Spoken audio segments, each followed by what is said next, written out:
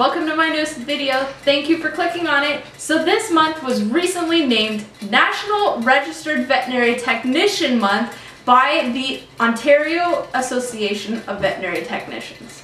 And in honor of all of us vet techs out there, registered or not, I thought I would do a list of 6 things that not a lot of people know or think about when becoming veterinary technicians.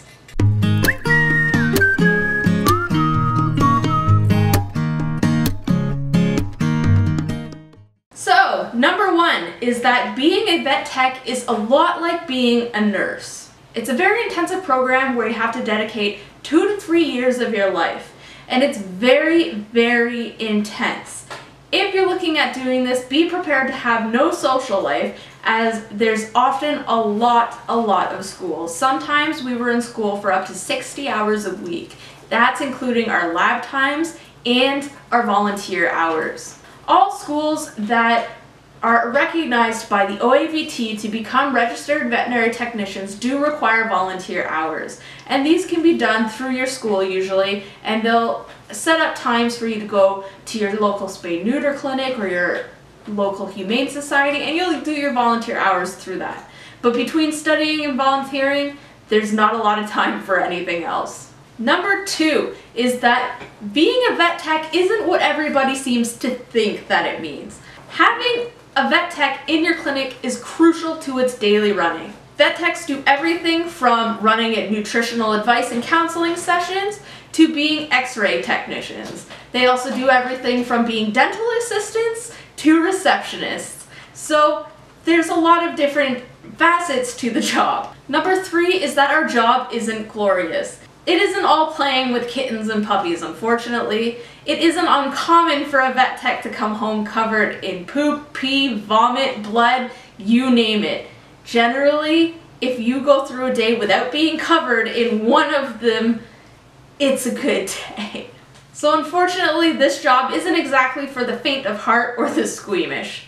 Number 4 is that it is an emotionally draining job, and it has high rates of suicide, unfortunately.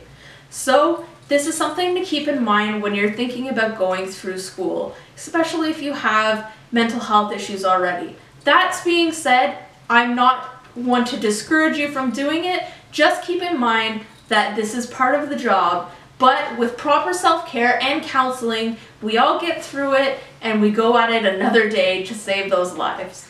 Number 5 is that you tend to get all these special needs animals as a veterinary professional. They may not necessarily come to you special needs, but they seem to always they usually seem to develop these needs, or they just have interesting things happen to them while you're in their care. It isn't uncommon for a veterinary professional to tell another veterinary professional that when they bring their animal in, that their case is very odd and they haven't seen anything like it before. It's happened to us a few times, and we have 2 animals that are special needs.